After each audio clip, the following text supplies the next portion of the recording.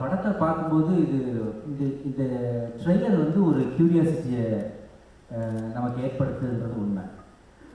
ஒருத்தன் வந்து மசில் பவரை விட பிரெயின் பவரை வச்சு ஒருத்தன் எப்படி ஜெயிக்கிறான் அப்படின்ற கதை இதில் நமக்கு ஃபீல் ஆகுது. இதில் ஒர்க் பண்ண யூனிட்டில் அவர் நட்டு இருக்கார். நட்டு வந்து பாம்பேயில் நம்ம தமிழ்நாட்டுடைய பெருமையை சொல்லக்கூடிய ஒரு பெரிய கேமராமேன் அவர். பட் அவருக்கு வந்து கதாநாயகனாக நடித்தே தீர்வேன்ற அந்த ஒரு வெறி, அந்த வேட்டை தொடர்கிறது. நிச்சயமாக ஒரு நல்ல டெக்னீஷியனாக இருக்கிறதுனால இந்த படமும் டெக்னிக்கலி ரொம்ப சிறப்பாக வந்திருக்குன்ற ஒரு நம்பிக்கையை இந்த காட்சி அமைப்புகள் ஏற்படுத்துது. நடுவில் நட்டு இருந்தால் சுற்றிலாம் போல்ட்டு தான் இருக்கணும். ஸோ நட் அண்ட் போல்ட் இருக்கிறதுனால நிச்சயமாக இந்த பட்டறை வெற்றி பெறும் அப்படின்ற நம்பிக்கை நமக்கு வருது. மனோபாலா சாரை பற்றி சொல்லணும்னா, தமிழ் சினிமா எப்போ ஆரம்பிச்சதோ அப்பையிலேருந்து நடிச்சுக்கிட்டு இருக்காரு. அவர் வந்து பிளாக் அண்ட் ஒயிட்டுக்கெலாம் முன்னாடி எம்கே தியாகராஜ பகதூர் கூட கிளாஸ்மேட்டு. அது நிறைய பேருக்கு தெரியாது. தனுஷ் மாதிரி ஒரு பாடியை வச்சுக்கிட்டு இன்னமும் நம்மளை எல்லாம் ஏமாற்றிக்கிட்டே இருக்கிறாரு. அதனால் தமிழ் சினிமாவின் மூத்த கலைஞர் மனோபாலா அவர்களுக்கு என்னுடைய வாழ்த்துக்களை சொல்லிக்கிற அதே நேரத்தில், ஒரு படத்தில் சென்சார் சர்டிஃபிகேட் கூட மிஸ் ஆகும், ஆனால் இப்போ வர்ற படங்களில் மனோபாலா மிஸ் ஆகிறதே இல்லை. அதுக்கு காரணம் அவர் எல்லோருக்கும் நண்பராக இருக்கிறார். அதுதான் அவருடைய பெரிய ப்ளஸ். அவருக்கு எதிரிகளே கிடையாது, எல்லோருமே நண்பர்கள். நான் கேட்டேன், இப்போ வைராஜாவை ஷூட்டிங்கில் அவரை பார்க்கும்போது நான் கேட்டேன், சார் எப்படி சார் எல்லாரோடையும் ஃப்ரெண்டாக இருக்கீங்கன்னு கேட்டேன். இப்போ அவர் சொன்னார், என்னை பற்றி யாராவது தப்பாக சொன்னாங்கன்னா அவங்க பாயிண்ட் ஆஃப் வியூவிலேருந்து பார்ப்பேன் அதை. அப்போது அது எனக்கு சரியாக தெரியும், நேராக அவங்ககிட்ட போய் மன்னிப்பு கேட்டுருவேன்னாரு. எதிரிகளை சமாளிப்பதற்கு மிகச்சிறந்த வழி அவர்களை மன்னிப்பதுன்னு சூப்பர் ஸ்டார் ரஜினியே சொல்லியிருக்கார். அதை வாழ்க்கையில் ஒரு தத்துவமாக கடைபிடித்து வரும் மனோபாலாவுக்கு தொடர்ந்த வெற்றிகள் தான் ஏற்படும். இந்த ப்ரொடியூசர் எஸ்ஆர் சினிமாவுக்கும் இந்த பிக்சர் ஹவுஸுக்கும் இதோடைய இயக்குனர் வினோத் அவர்களுக்கும், இங்கே கவிப்பேரரசு வைரமுத்து அவர்கள் வந்திருக்கிறார்கள். அவருடைய சன் மதன் கார்கி இதில் பாடல் எழுதியிருக்கிறாரு. இதனுடைய அத்தனை டெக்னீஷியன்ஸுக்கும் இசையமைப்பாளருக்கும் அனைவருக்கும் என்னுடைய வாழ்த்துக்களை சொல்கிறேன். அதே நேரத்தில் இந்த சதுரங்க வேட்டை இப்போ உள்ள யூத்துக்கு பிடிச்ச மாதிரி வந்திருக்குன்றதுலையும் நம்பிக்கை இருக்குது. மிகப்பெரிய வெற்றி அடைய நான் வாழ்த்துறேன். நன்றி. தேங்க்யூ விவேக். இதில் வந்து நான் மனோபாலாவுக்கு தான் நான் வாழ்த்து சொன்னேன். பிகாஸ் மனோபாலா ஆஸ் ஆல்வேஸ் ஒரு சென்சிபிள் வியூ இருக்கும் எல்லா ஸ்கிரிப்ட்லேயும். ஏன்னா நான் அவர் கூட தான் அதிகமான படங்கள் நடிச்சிருக்கேன், அதிகமாக சண்டை போட்டிருக்கேன். எனக்கு அதில் பிடிச்ச, இப்போ விவேக் சொன்னதில் பாடி பவரை விட மைண்ட் பவர் ஜாஸ்திங்கிறது அது மனோபாலாவுக்கு ரொம்ப பொருத்தம். ஏன்னா நான் எல்லாம் சண்டை போடும்போது நான் சொல்லுவேன், இப்போ ரொம்ப பேசினேன்னா எங்கே போர் நடக்குதோ அங்கே போய் உன்னை விட்டுடுவேன், சுட்டு தள்ளிடுவாங்க அப்படிம்பேன். அப்படி சொன்னார், நான் ப்ரொஃபைலில் நின்னா ஒரு புல்லட்டும் என் மேலே பாயாதுன்னு. அந்த மாதிரி மனோபாலாக்கு இருக்கிற ஹீஸ் எவ்ரிபடிஸ் ஃப்ரெண்ட். இந்த எல்லா யூனியனில் சேர்ந்து இருக்காருன்னு இப்போ சொன்னாங்க பாக்யராஜ் அவர்கள். கரெக்டு. ஸ்டண்ட் யூனியனில் மட்டும் அவர் இல்லை, மீதி எல்லா யூனியன்லேயும் அவர் இருக்கார். ஸோ அதுலேயும் சீக்கிரமாக சேரணும் அப்படிங்கிறது என்னுடைய ஆசை. ஏன்னா அங்கேயும் ஒரு சண்டை ஒன்று அப்படியே ஜாலியாக நம்ம இருக்கலாம்ல.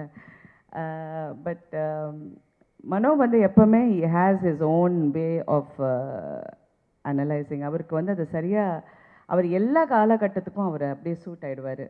ஐ have done some very good work with him. And also அவருக்கு என்னுடைய வாழ்த்துக்கள். ஏன்னா அவர் முன்ன என்னெல்லாம் கிண்டல் பண்ணார், ஐயோ என்னையா நடிக்கிற அப்படின்னு. இப்போ அவன் நடிகராய் என் கூட வேற நடிச்சிட்ருக்காரு. முந்தா நாள் என் கூட உட்காந்துக்கிட்டு அவர் புலம்பிகிட்டே இருந்தார். எந்த பூஜைங்கிற படத்தில் அவர் என் கூட நடிச்சிட்டு இருக்கும்போது அவர் சொல்லிட்டு இருந்தார், இந்த மாதிரிப்பா இந்த ப்ரொடியூஸ் பண்ணுறது எவ்வளோ கஷ்டம் தெரியுமா ராதிகா, யாருமே ஒழுங்காக வர மாட்டேன்றாங்க, எல்லாரும் சண்டை போடுறாங்க, காசு கேட்டுட்டு தான் நடிக்கிறாங்க. புரியுதா மனோ?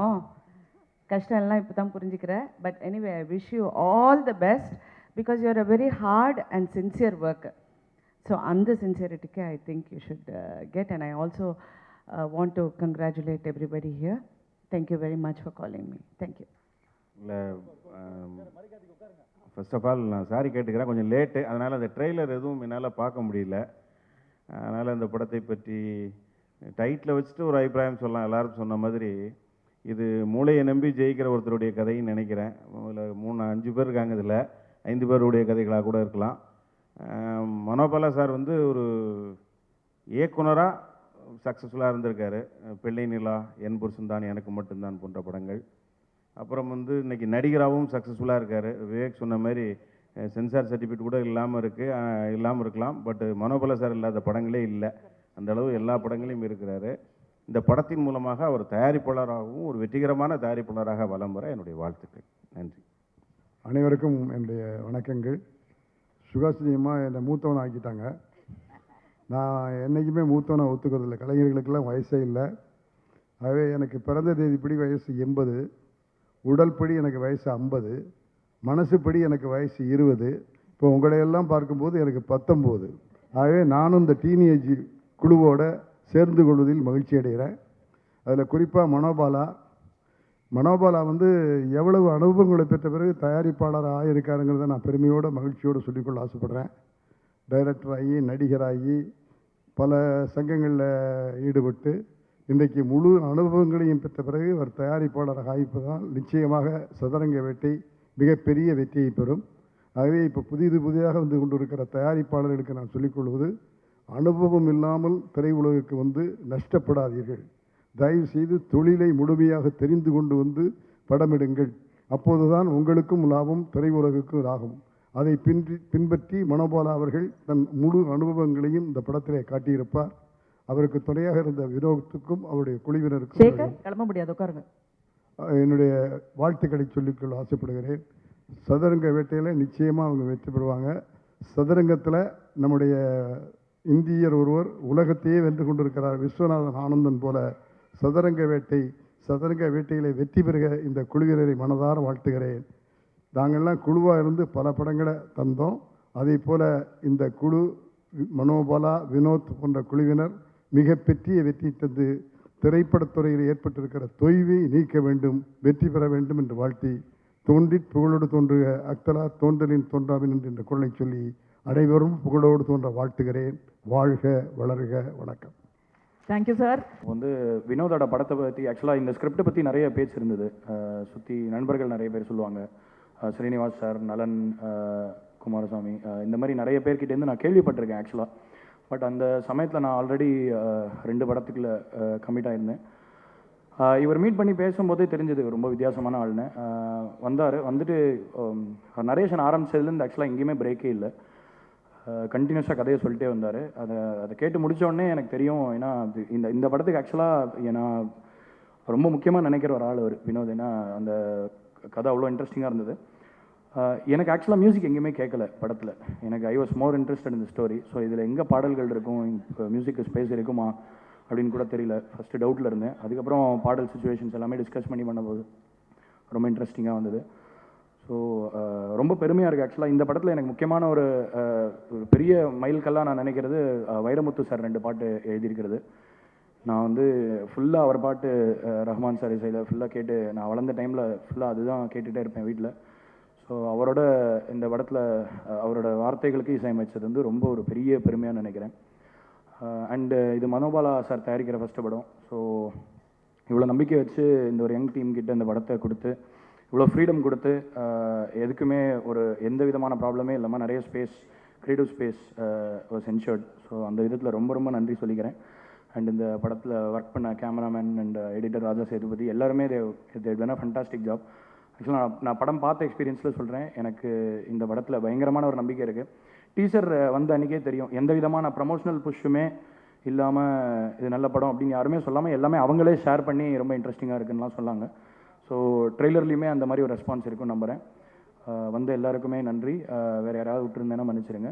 இந்த படம் நிச்சயமாக வெற்றி அடைய நான் கடவுளை வேண்டிக்கிறேன். Thank you so much. நன்றி உங்களுடைய பாராட்டுகளுக்கு. அடுத்தபடியாக இந்த மேடையை அலங்கரிக்க பத்மபூஷன், பத்மஸ்ரீ, கவி பேரரசு ஐயா வைரமுத்து அவர்களை உங்கள் பலத்தான கரகோஷத்தோடு மேடைக்கு வரவேற்கிறேன். அனைவருக்கும் வணக்கம். மனோபாலா அவர்களை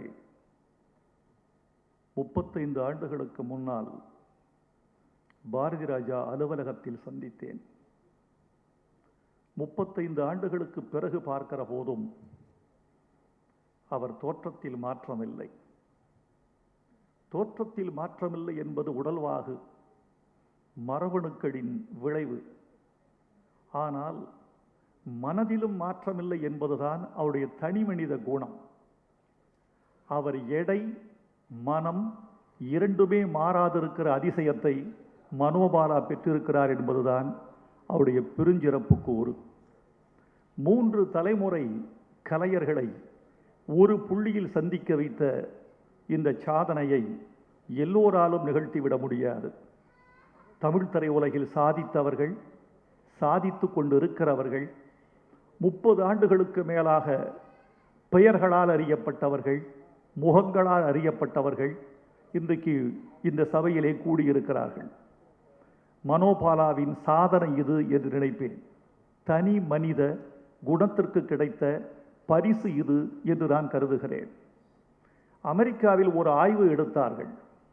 ஒரு தனி மனிதனின் வெற்றிக்கு என்ன கூறுகள் தேவை என்று. 2 கூறுகள் என்று முடிவு செய்தார்கள். ஒன்று திறமை, இன்னொன்று மக்கள் தொடர்பு. இந்த 2ம் வெற்றிக்கான கூறுகள் என்பதில் யாருக்கும் கருத்து வேறுபாடு இல்லை. ஆனால் சதவிகித வித்தியாசம்தான் எனக்கு ஷாக்காக இருந்தது. திறமை ஒரு மனிதனுக்கு 35% போதும், 65% பொதுமக்கள் தொடர்பு என்று அந்த ஆய்வு சொல்லியது. மனோபாலா திறமை 35 50 எனக்கு தெரியாது. பொதுமக்கள் தொடர்பில், கலை உலக தொடர்பில் 100% வெற்றி பெற்றிருக்கிறார் என்றால் அது மிக இல்லை. வினோத், நீங்கள் கதை சொன்ன போது நான் அடைந்த நிகழ்ச்சியை விட நீங்கள் காட்டிய போது நான் அடைந்த நிகழ்ச்சி அதிகமாக இருக்கிறது. வெற்றி இந்த படத்தை வந்து சேர வேண்டும் என்று நான் விரும்புகிறேன். என் நண்பர்கள் சொல்லுகிறார்கள், இந்த பாடல் வெளியீட்டு விழா, இந்த கொண்டாட்டம், இந்த கூத்து, இது எதுவுமே படத்தின் வெற்றிக்கு பயன்படப் போவதில்லையே, பிறகு ஏன் இதை வலிந்து திணிக்கிறார்கள் என்று என் நண்பர்கள் கேட்டார்கள். அவர்களுக்கு நான் சொன்னேன், அது எனக்கும் தெரியும், சம்பந்தப்பட்டவர்களுக்கும் தெரியும். ஆனாலும் கூட கூடி மகிழ்கிற ஒரு கொண்டாட்டத்துக்காகத்தான் இந்த விழா என்று நான் நினைத்தேன். இங்கே சந்திக்காவிட்டால் இவர்களில் பல பேரை எங்கும் சந்திக்க முடியாது. சந்திப்பதற்கான, ஒரு கோரையின் கீழ் கூடுவதற்கான ஒரு ஏற்பாடுதான் இது என்று நான் நினைக்கிறேன். இந்த முன்னோட்டத்தை பார்த்தவர்களெல்லாம் ஆஹா என்று கொண்டாடினார்கள். பார்த்த வரைக்கும் அது அழகுதான். நானும் நிறைய இதை பற்றி கருத்து சொல்ல வேண்டும் என்று விரும்பவில்லை. ஒரு பானை சோற்றுக்கு ஒரு சோறு பதம் என்பது சோற்றுக்கு பொருத்தமாக இருக்கும், படத்துக்கு பொருத்தமாக இருக்காது. இந்த படம் நல்ல படமாக வரும் என்ற அறிகுறிகளை நான் பார்க்கிறேன். ஒட்டுமொத்தமாக பார்த்துத்தான் ஒரு கருத்தை சொல்ல வேண்டி இருக்கிறது. தனித்தனியாக அழகு, ஒலி அழகு, மொழி அழகு, நடிப்பு அழகு, மேக்கிங் அழகு எல்லாம் சரி, ஒட்டுமொத்தமாக அது எதை சொல்ல வருகிறது என்று ஒட்டுமொத்தமான கணிப்பும் திரையுலகத்திற்கு வந்த பிறகு இந்த 25 ரூபாய், 20 ரூபாய், 50 ரூபாய் என்று இந்த சீட்டுக்கு கட்டணங்கட்டி உள்ளே வருகிறானே, அவன்தான் கடைசி நீதிபதி. அந்த நீதிபதியின் கண்ணுக்கு காதுக்கு போகிற வரைக்கும் நாம் எந்த கருத்து சொல்லவும் அருகதையற்றவர்களாக இருக்கிறோம் என்றுதான் நினைக்கிறேன். ஆனால் இந்த படம் வெற்றி பெறுவதற்கான அறிகுறிகளை நான் பார்க்கிறேன். வினோத், இந்த வசனம் யார் எழுதியது என்று மனோபாலா அவர்களை கேட்டேன். இயக்குனர் தான் எழுதினார் என்றார். ரொம்ப கூர்மையான வசனங்கள், நீண்ட வசனங்கள் அழிந்து யதார்த்த வசனங்களிலும் ஒரு செயற்கைத்தன்மை இழையோடி, அதையெல்லாம் தாண்டி உண்மைகள், தெரிப்புகள். இந்த 4-5 வசனங்களில் எனக்கு பிடித்த வசனம் ஒன்று உண்டு. வெள்ளைச்சட்டை போட்டவரெல்லாம் தப்பு செய்ய ஆயத்தமாகிறான். அதல்ல, சட்டைக்கும் சட்டத்தை மீறுவதற்கும் சம்பந்தம் இல்லை. அது யார் வேண்டுமானாலும் மீறலாம். எங்கும் நல்லவர்கள் உண்டு, எங்கும் தீயவர்கள் உண்டு. கடல் உப்பு தண்ணீரிலும் முத்துக்கள் உண்டு, நல்ல தண்ணீரில் கிளிஞ்சல்களும் உண்டு. அதனால் அது அல்ல.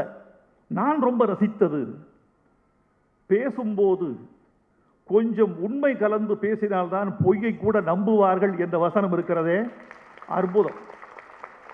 ஒரு பழமொழியை போல ஒரு வசனம் கேட்கிற போதே காதுக்குள் புகுந்து நெஞ்சில் ஆணி இடித்து பதிகிறதே அதுதான் வசனம். வசன புத்தகத்தில் படிப்பதல்ல வசனம். பாட்டு வரியும் அப்படித்தான். பாட்டு புத்தகத்தில் இருந்து ஒருவன் தெரிந்து கொண்டால் அது செய்யுள், அது கவிதை, அது உரைநடை, அது பாடம்.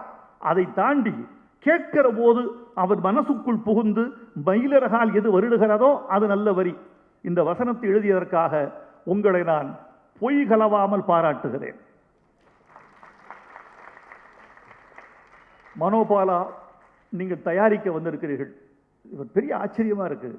40 திரைப்படங்கள் இயக்கி இருக்கிறார், 175 படங்கள் நடித்திருக்கிறார், இன்னும் இயங்கிக் கொண்டே இருக்கிறார். அந்த இயங்கிக் கொண்டே இருப்பதற்கு உடம்பு ஒத்துப்போவதும் மனசு ஒத்துப்போவதும் கலை உலகத்தோடு கொண்டிருக்கிற அழகான உறவும் தான் காரணம் என்று நினைக்கிறேன். மனோபாலா, இன்னும் நீங்கள் 25 ஆண்டுகளுக்கு இப்படியே இயங்க வேண்டும். இயங்குவீர்கள். இயங்கக்கூடிய வலிமையும் நன்மையும் நல்ல உள்ளமும் உங்களுக்கு வாய்த்திருப்பதாக நினைக்கிறேன். தயாரிக்க வந்திருக்கிறீர்கள். தயாரிப்புக்கு இப்போது என்ன தேவை என்று யோசித்து பார்த்தேன். சினிமா மாறி இருக்கிறது, நிறைய மாறி இருக்கிறது. நான் தூரத்தில் ஒரு ரசிகராக, தூரத்தில் ஒரு யாத்ரீகனாக இதை வேடிக்கை பார்த்து கொண்டு இருக்கிறேன். ஒரு காலத்தில் தயாரிப்பாளர் தான் கதாநாயகன் என்றிருந்த காலம் ஒன்று உண்டு. இன்றைக்கு மாறி இருக்கிறது. இன்றைக்கு தயாரிப்பவனுக்கு 2 குணங்கள் வேண்டும். தேவைக்கு ஏற்ற பணம், தேவைக்கு அதிகமான பணிவு. இந்த 2ம் இன்றைக்கு சினிமா தயாரிப்பாளருக்கு வேண்டியிருக்கிறது. பணம் கொடுக்கிறவன் கும்பிட்டு கொடுக்க வேண்டியிருக்கிறது. பணம் வாங்குகிறவன் அலட்சியமாக வாங்கிக் கொள்கிற சூழல் இருக்கிறது. இல்லை, பணம் போட்டவன் மதிக்கப்பட வேண்டும். அவனும் ஒரு கலைஞர்.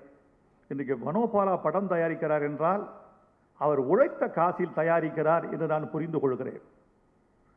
என்ன படம் வேண்டும் என்று கேட்டார், நீ சக கலைஞன், எனக்கு வேண்டியவன், நீ கொடுப்பதை கொடு என்றேன். கொடுத்ததை வாங்கி கொண்டேன். அது அவர் மீது நான் கொண்டிருக்கிற காதல் அல்ல, தமிழ் சினிமாவின் மீது நான் கொண்டிருக்கிற மரியாதை என்று நான் நினைக்கிறேன். வெற்றி பெற வேண்டும். நீங்கள் மேக்கிங் அசத்தலாக இருக்கு. சில ஷாட்லாம் பார்த்தா ரொம்ப அசத்தலாக இருக்கு, நல்லா இருக்கு. இது ஒட்டுமொத்த இந்த உணர்வு படம் முழுக்க வியாபித்திருந்தால் அது சாத்தியம். தமிழ் சினிமா மாறும். இங்கே ஞானி பேசிய போது ஒன்று சொன்னார், மாற்று சினிமாவுக்கு வெற்றி பெற்றவன் கொஞ்சம் துணை நிற்க வேண்டும் என்ற கருத்தை முன்வைத்தார். நல்ல கருத்து, வேண்டிய கருத்து, கொண்டாடப்பட வேண்டிய கருத்து. அதற்கு இந்த திரையரங்குகள் ஒழிய வேண்டும், விநியோகஸ்தர்கள் ஒழிய வேண்டும். படத்தின் செலவு 10 லட்சம் ரூபாய் 20 லட்சம் ரூபாய் என்று வர வேண்டும். அப்படி வரக்கூடிய காலத்தில் மாற்று சினிமா வரும். அப்படி வரக்கூடிய காலம் அடுத்த இந்த நூற்றாண்டின் இறுதிக்குள்ளேயே வரும். சினிமா எப்படி வடிவம் கொள்ளும் தெரியுமா தோழர்களே? என்னை பொறுத்தளவில் காலையில் தினத்தந்தி, தினகரன், தி இந்து, தினமணி, தினமலர் இந்த பத்திரிகைகளோடு ஒரு சீடியும் வீசி எறியப்படும். அடுத்த சினிமா தான். மாசம் ஒரு பத்திரிகைக்கு 120 ரூபாய் கட்டுகிறீர்கள். இந்த படத்துக்கு 300 ரூபா, ஒரு சீடி 10 ரூபா, 30 படம் 300 ரூபா. ஒரு நாளைக்கு ஒரு படம் நாங்கள் வீசி எறிவோம். பத்திரிகையை படிப்பவன் படிக்கலாம், நிறுத்து வெளியே போடலாம். இந்த சீடியை பார்ப்பவன் பார்க்கலாம், இல்லை என்றால் தூக்கி எறியலாம் என்ற நிலைமைக்கு வரும். அப்போது தகுதி உள்ளது தப்பி பிழைக்கும். மீண்டும் அதே தேற்றம் வரும். அப்படி வருகிற போதுதான் மெய்யான சினிமா வரும். இந்த பாசாங்கு சினிமா, பணம் போட்டவனுக்கு பாசாங்கு தேவைப்படுகிறது, வேறு வழி இல்லை. பாசாங்கு உள்ள சமுதாயத்தில் பாசாங்கும் விலை போய்த்தான் தீர வேண்டிய கட்டாயத்தில் இருக்கிறது. அதனால்தான் சிந்தனையாளர்கள் தடுமாறுகிறார்கள். அந்த தடுமாற்றத்தை தாண்டி போகக்கூடிய காலம் நிச்சயமாக வரும். அப்படி ஒரு கால மாற்றத்திலும் மனோபாலா போன்றவர்கள் நிலைப்பார்கள் என்ற நம்பிக்கை எனக்கு இருக்கிறது. நிலைக்க வேண்டும். ஷெல்டர் இசையமைத்திருக்கிறார். அவர் சாண்டிலின் அவருடைய வழி வந்தவர். எனக்கு ரொம்ப பிடித்த ஒரு எழுத்தாளர். யாரோ சொன்னது மாதிரி எனக்கு ரொம்ப பிடிக்கும். சின்ன வயதில் யவனராணியும் கடல் புறாவும் கன்னிமாடமும் மன்னன் மகளும் மலைவாசலும் படித்து படித்து அதை தாண்டி வந்தவர்கள் நாங்கள். அவருக்கு நாங்கள் கடன்பட்டிருக்கிறோம். அவர் பேரனுக்கு கழித்திருக்கிறோம். இந்த சதுரங்க வேட்டை வெற்றி பெற வேண்டும். இது அடுத்த படத்தினுடைய தொடக்கத்திற்கான வெற்றியாக இது அமைய வேண்டும். மனோபாலா, பாரதி ராஜா அவர்களின் பள்ளியிலே வளர்ந்தவர் நீங்கள். 1000 கருத்து வேறுபாடுகள் இருக்கலாம், நிறைய தாண்டி வந்திருக்கலாம். ஆனாலும் பாரதி ராஜா என்ற வட்டத்தில் நான் வளர்ந்தவர்கள் என்கிற முறையில் நீங்களும் நானும் ஒரு பள்ளியில் பயின்ற சகோதரர்கள். அந்த சகோதர வாஞ்சையோடு வாழ்த்துகிறேன். சதுரங்க வேட்டை வெற்றி பெற வேண்டும் என்று விழைகிறேன். நன்றி, வணக்கம். நன்றி வைரமுத்து அவர்களே. ஆடியோ லான்ச், பாடல் வெளியீட்டு விழா இன்னும் ஒரு 2 நிமிடத்தில். 2 நிமிடத்துக்கு முன்னாடி என்னுடைய நண்பரான மனோபாலாவுக்கு 2 நிமிடம் கொடுக்கிறோம். இது ஒரு நெகிழ்ச்சியான நேரம். நான் என்னென்னமோ பேசணும்னு நினச்சிட்டு இருந்தேன், எனக்கு பேச்சு வரல. என்னை பற்றி இவ்வளோ பெரிய மதிப்பு வச்சிருக்கிற அனைவருக்கும் ரொம்ப நன்றி. எனக்கு ஒரு சின்ன ஆசை, 80கள் தொடங்கி இன்றைய காலகட்டம் வரைக்கும் ஒரு சின்ன பாலமாக நம்ம இருக்கணும். அந்த காலத்தில் இந்த காலத்தில் அப்படிலாம் சொல்ல வேணாம். நம்மளுக்கெல்லாம் சினிமா, அந்த ஒற்றை சொல் தான் உயிர் மூச்சு. அதுக்காக நான் இப்படியான எல்லாரையும் திரட்டணும், எல்லாரையும் கூட்டிட்டு வரணும் அப்படின்னு சொன்னேன். அது நடந்தது, எனக்கு ரொம்ப மகிழ்ச்சி. அதனால் உங்களை எல்லாம் வேண்டி விரும்பி கேட்டுக்கொள்வது என்னென்னா, நீங்கள் எல்லாம் அத்தனை பேருமே மேடைக்கு வந்து என்னுடைய இசை வெளியீட்டை நம்ம தான் இங்கே நம்ம சீஃப் கெஸ்ட்டு நம்மளே ஒருத்தருக்குள்ளே வாழ்த்து சொல்லி நம்மளே வாங்கிக்கணும்னு கேட்டுக்கிறேன். என்னை வாழ்த்தியே மட்டும் இல்லாமல் வாழ்த்தாத நண்பர்கள், இன்றைய காலகட்ட இளைஞர்கள், இயக்குனர்கள் அத்தனை பேரையும் மேடைக்கு வரும்படி அன்புடன் கேட்டுக்கொள்கிறேன். வாங்க ப்ளீஸ்.